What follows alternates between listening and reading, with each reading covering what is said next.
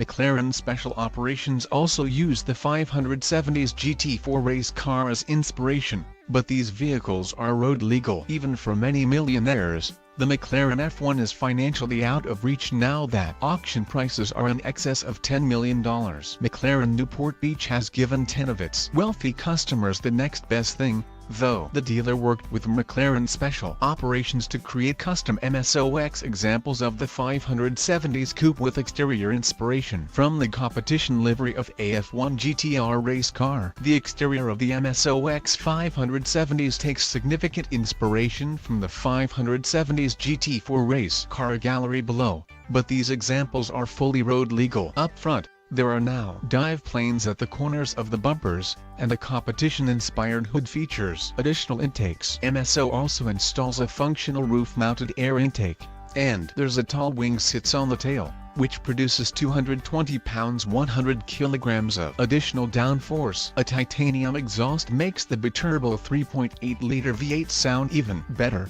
2 sections of satin-finished, exposed carbon fiber around the body visually highlight the lightweight components. This motif appears on the inside, too, because MSO makes liberal use of exposed carbon fiber, including portions of the monocoque, seat shells, and sill plates. The rest of the cabin extensively features Alcantara upholstery to save weight. The center console storage bin is gone. Since these cars are road legal, the vehicles retain useful features like parking sensors, rear-view camera, and air conditioning. However, buyers should have no problem taking the custom models to the track because there are both 6-point racing harnesses and standard 3-point belts inside. McLaren Newport Beach has already sold the 10 examples of the MSO X 570s coupe. It recently staged a delivery ceremony during a McLaren customer event near Las Vegas, Nevada.